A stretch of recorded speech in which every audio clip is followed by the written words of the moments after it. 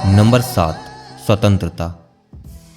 अपने समय पर पाना संपत्ति द्वारा प्रदान किया जाने वाला सबसे बड़ा लाभांश है। समृद्धि का उच्चतम रूप हर सुबह उठकर ये कहने की क्षमता है कि आज मैं जो चाहूं वो कर सकता हूं। लोग खुशी पाने के लिए धनवान बनना चाहते हैं। सुख एक जटिल विषय है क्योंकि सभी एक दूसरे से भिन्न हैं, लेकिन सुख का अगर कोई सहविभाजक है, आनंद का एक सर्वव्यापी ईंधन, वो ये है कि लोग अपने जीवन पर नियंत्रण पाना चाहते हैं। आप क्या करना चाहते हैं, कब और किसके साथ और कितने समय तक, ऐसा कर पाने की क्षमता अमूल्य है। ये सबसे बड़ा लाभांश है जो संपत्ति से मिलता है। एंगस कैम्पबेल मिशिगन विश्वविद्यालय के एक मनोवैज्ञानिक थे। वो 1910 में जन्मे थे और उन्होंने ऐसे समय में अनुसंधान किया जब मनोविज्ञान प्रभावशाली रूप से उन विकारों पर केंद्रित हुआ करता था जो लोगों को धाराशायी कर देते हैं, जैसे डिप्रेशन, उत्कंठा, स्किज़ोफ्रेनिया आदि। कैम्पबेल जानता था कि लोगों को किससे खुशी मिलती है।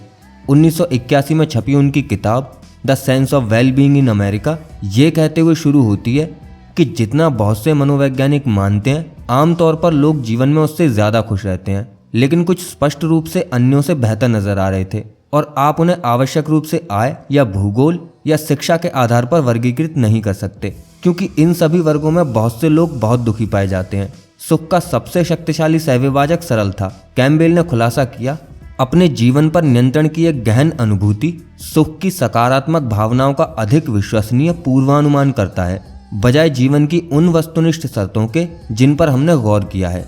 आपके वेतन से अधिक, आपके घर के आकार से अधिक, आपके काम की प्रतिष्ठा से अधिक।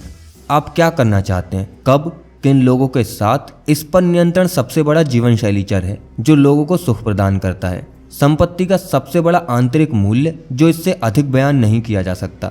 आपको आपके समय पर नियंत्रण प्रदान करने की क्षमता है। थोड़ा थोड़ा करके स्वतंत्रता और स्वायत्तता का ये स्तर प्राप्त करना जो अव्ययित संपत्ति से मिलता है और जो आपको इस बात पर अधिक नियंत्रण देता है कि आप क्या कर सकते हैं और कब। संपत्ति की एक छोटी सी राशि का मतलब है उन कुछ दिनों के लिए काम से छुट्टी लेने की क्षमता जब आप बीमार हों, बिना अपना बैंक खाली किए। थोड़ी और राशि का मतलब है नौकरी गंवा देने के बाद एक अच्छी नौकरी हाथ लगने की प्रतीक्षा करना, बजाय इसके के सामने आने वाली पहली नौकरी लेनी पड़े। ये जिंदगी बदल सकता है। 6 महीने के आपाती खर्च का मतलब है अपने बॉस से डर कर न रहना, क्योंकि आप जानते हैं कि अगर आपको कुछ समय लेकर नई नौकरी ढूंढनी पड़े तो भी आप बर्बाद नहीं होंगे। इससे अधिक संपत्ति का मतलब है कम वेतन लेकिन नम्य कार्य समय वाली नौकरी चुनने की क्षमता, शायद जिसमें ऑफिस आने जाने में कम समय लगता हो, या फिर किसी मेडिकल आपातकाल से निपटाने की क्षमता, बिना इस बात की चिंता किए कि आप उसका खर्च कैसे चुकाएंगे। फिर सेवानिवृत्त होना जब आप चाहते हो, न कि जब आपको सेवानिवृत्त होना पड़े। अपनी संपत्ति को समय और विकल्पों को खरीदने के लिए प्रयोग करने का जो जीवन शैली लाभ है, उसका मुकाबला शायद ही कुछ विलास वस्तुएं कर सकती हैं। अपने कॉलेज के दिनों में मैं एक निवेशकर्ता बैंकर बनना चाहता था। कारण सिर्फ एक था, वो पैसा बहुत कमाते हैं। बस यही एक प्रबल प्रेरणा थी और मुझे 100% विश्वास था कि जब मैं ये पा लूंगा तो मैं सुखी हो जाऊंगा। अपने जूनियर वर्ष में लॉस एंजलिस के एक निवेश बैंक में मैंने एक समर इंटर्नशिप प्राप्त कर ली और मुझे लगा कि मानो करियर में मेरी लॉटरी लग गई। यही तो मैं हमेशा से चाहता था। अपने पहले ही दिन में मैं जान गया कि निवेशकर्ता बैंकर इतना पैसा कैसे कमाते हैं। जितना मुझे लगता था कि मनुष्य झेल सकते हैं, वो उससे कहीं ज्यादा लंबे और नियंत्रित समय के लिए काम करते हैं। वास्तव में अधिकतर लोग ये नहीं झेल सकते। आधी रात से पहले घर जाना विलासिता समझा जाता है और ऑफिस में ये कहावत थी, यदि आप शनिवार को काम पर नहीं आते हैं तो रविवार को लौटकर आने की कोई जरूरत नहीं है। ये नौकरी बौद्धिक रूप से उत्तेजक थी, वेतन भी अच्छा देती थी और मुझे महत्वपूर्ण होने का एहसास भी कराती थी। मेरे बॉस की मांगों का गुलाम बनकर रह गया था, जो इसे मेरे जीवन का सबसे दुखी अनुभव बनाने के लिए काफी था। इंटर्नशिप 4 महीने की थी, मैं सिर्फ 1 महीने टिक पाया। यहाँ सबसे कठिन बात ये थी कि मुझे ये काम बहुत पसंद था और मैं कड़ी मेहनत भी करना चाहता था, लेकिन जो आपको इतना पसंद हो उसे एक ऐसे शेड्यूल के अनुसार करना जिस पर आपका कोई नियंत्रण ना हो, वो ठीक वैसा ही महसूस हो सकता है जैसे कोई ऐसा काम करना जो आपको एकदम नापसंद हो। इस भावना का एक नया नाम है, मनोवैज्ञानिक इसे प्रतिघात कहते हैं। पेंसिल्वेनिया विश्वविद्यालय के एक मार्केटिंग प्रोफेसर जोना बर्जन ने इसे इस प्रकार संक्षिप्त किया, लोग ये महसूस करना पसंद करते हैं कि नियंत्रण उनके हाथ में है और वो चालक की गद्दी पर हैं। जब हम उनसे कुछ करवाने का प्रयास करते हैं तो वो अशक्तता का अनुभव करते हैं। ये महसूस करने के बजाय कि उन्होंने खुद कोई विकल्प चुना, उन्हें लगता है कि हमने उनके लिए चुनाव किया, तो वो या तो ना कह देते हैं, तब भी अगर मौलिक रूप से उन्होंने खुशी खुशी वो विकल्प चुना होता। जब आप ये मान लेते हैं कि यह कथन कितना सच है, कि संपत्ति का ऐसे जीवन के साथ संरेखण करने में अद्भुत प्रतिफल मिलता है जिसमें आप वो कर सकें जो आप चाहें, जब आप चाहें, जिसके साथ आप चाहें, जहां आप चाहें और जब तक आप चाहें। एक सफल उद्योगपति डेरेक सिवर्स ने एक बार मेरे एक मित्र के बारे में लिखा जिसने उनसे उनके धनवान बनने की कहानी के बारे में पूछा था। मैनहट्टन में मेरे पास एक नौकरी थी जिसमें मैं $20,000 प्रतिवर्ष कमाता था, लगभग न्यूनतम मजदूरी। न मैंने कभी बाहर खाना खाया और न ही कभी टैक्सी में बैठा। मेरे रहन सहन का कुल खर्च $1,000 प्रति माह था और मेरी मासिक आय $1,800 थी। मैंने 2 साल तक ये नौकरी की और $12,000 बचाए। तब मैं 22 वर्ष का था। जब मेरे पास $12,000 थे तो मैं अपनी नौकरी छोड़कर पूरे समय के लिए संगीतज्ञ बन सकता था। मैं जानता था कि हर महीने मुझे कुछ काम मिल जाएगा जिससे मेरे रहन सहन का खर्चा निकल जाएगा, इसलिए मैं आजाद था। मैंने 1 महीने बाद अपनी नौकरी छोड़ दी और फिर कभी दोबारा नौकरी नहीं की। जब मैंने अपने दोस्त को यह कहानी सुनाई तो उसने पूछा आगे क्या हुआ। मैंने कहा नहीं, कहानी बस इतनी ही है। उसने कहा नहीं, जब तुमने अपनी कंपनी बेची उसके बाद क्या हुआ। मैंने कहा उससे मेरी जिंदगी में कुछ खास बदलाव नहीं आया, उससे बस मेरे बैंक में अधिक राशि आई। बदलाव जब आया जब मैं 22 वर्ष का था। विश्व के इतिहास में यूनाइटेड स्टेट्स सबसे समृद्ध राष्ट्र है, लेकिन ऐसा कोई प्रमाण नहीं है कि यहाँ के नागरिक औसतन 1950 की तुलना में अधिक खुश हैं, जब समृद्धि और आय काफी कम थी, मध्य स्तर पर भी, मुद्रास्फीति के अनुसार समायोजित होने के बाद। 2019 में 140 देशों में 1.5 लाख लोगों पर किए गए एक गैलप सर्वेक्षण में पाया गया कि 45% अमेरिकी नागरिकों ने कहा कि उन्होंने पिछले दिन काफी चिंता का अनुभव किया। वैश्विक औसत 39% था। 55% अमेरिकी नागरिकों ने कहा कि उन्होंने पिछले दिन काफी तनाव का अनुभव किया। बाकी विश्व के लिए 35% ने ऐसा कहा। जो यहाँ देखा गया उसका सबसे बड़ा कारण ये है कि हमने अपनी संपत्ति का एक बड़ा हिस्सा बड़ी और बेहतर वस्तुएं खरीदने में लगा दिया है, लेकिन साथ ही हमने अपने समय पर अधिक नियंत्रण भी गंवा दिया है और ये दोनों ही उत्तम रूप से एक दूसरे को रद्द कर देते हैं। 1955 में मुद्रास्फीति से समायोजित होकर मध्यस्थ पारिवारिक आय $29,000 थी। 2019 में ये $62,000 से कुछ अधिक थी। हमने उस संपत्ति का एक ऐसा जीवन जीने के लिए इस्तेमाल किया है जिसकी 1950 के दशक में कोई मध्यस्थ परिवार कल्पना भी नहीं कर सकता था। एक मध्यस्थ अमेरिकी घर 1950 में 983 वर्ग फुट से 2018 में 2436 वर्ग फुट का हो चुका है।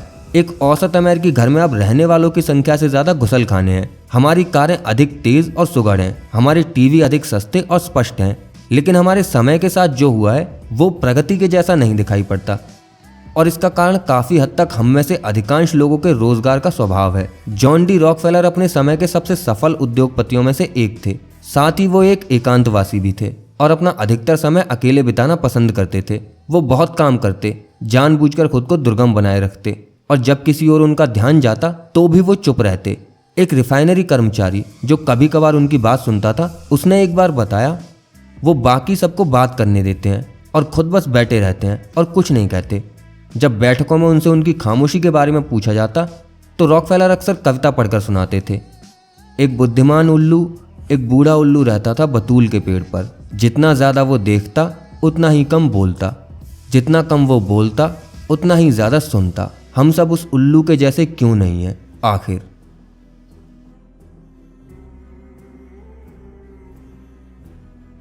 रॉकफेलर काफी अजीब थे, लेकिन उन्होंने कुछ ऐसा पता लगाया जो अब लाखों करोड़ों कर्मियों पर लागू होता है। रॉकफेलर का काम कुएं खोदना, रेलगाड़ियों में सामान भरना या बैरल ढोना नहीं था।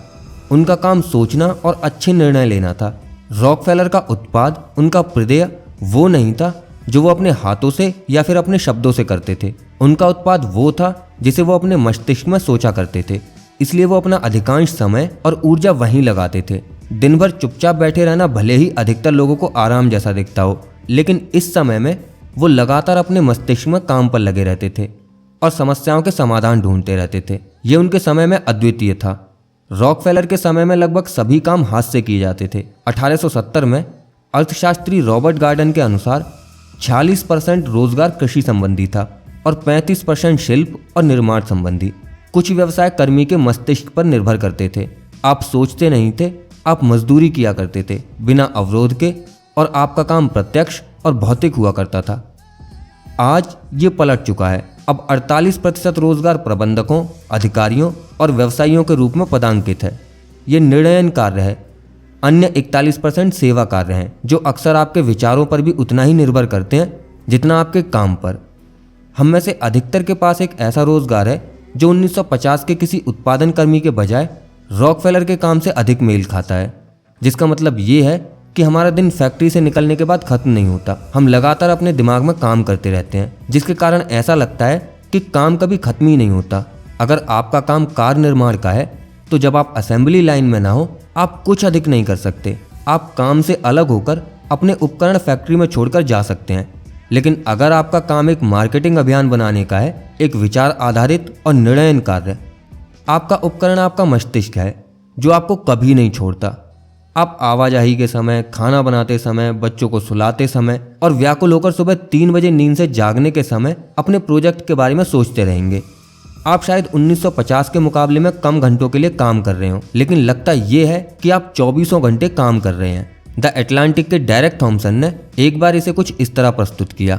अगर 21वीं सदी का ऑपरेटिंग उपकरण एक संवहन यंत्र है तो इसका मतलब ये है कि आधुनिक फैक्ट्री जैसी कोई जगह ही नहीं है, ये अपने आप में पूरा दिन ही है। कंप्यूटर युग ने उत्पादकता के उपकरणों को ऑफिस से रिहा कर दिया है। अधिकतर ज्ञान कार्यकर्ता जिनके लैपटॉप और स्मार्टफोन संवहन सर्वागीण मीडिया मेकिंग मशीनें हैं, वो सैद्धांतिक रूप से अपने मुख्य ऑफिस में दोपहर के 2 बजे भी उतने ही उत्पादक हो सकते हैं जितना टोक्यो वीवर्क में सुबह के 2 बजे या फिर आधी रात को सोफे पर। पिछली पीढ़ियों की तुलना में अपने समय पर नियंत्रण क्षीण हो चला है, और चूंकि समय पर नियंत्रण सुखी होने के लिए मुख्य रूप से प्रभावकारी है, इस बात से हैरानी नहीं होनी चाहिए कि लोग पहले के मुकाबले अधिक समृद्ध होने के बावजूद ज्यादा खुश महसूस नहीं करते। इसके लिए हम आखिर करें तो क्या करें? इस समस्या का कोई समाधान नहीं है, क्योंकि हर कोई एक दूसरे से अलग है। इसके लिए पहला कदम ये समझना है कि लगभग सभी लोगों को किससे खुशी मिलती है और किससे नहीं। जरा वैज्ञानिक कार्ल प्लेमर ने अपनी किताब 30 लेसन्स फॉर लिविंग में लगभग 1000 वृद्ध अमेरिकियों का साक्षात्कार किया कि उनके दशकों के जीवन अनुभव में सबसे महत्वपूर्ण सबक क्या है।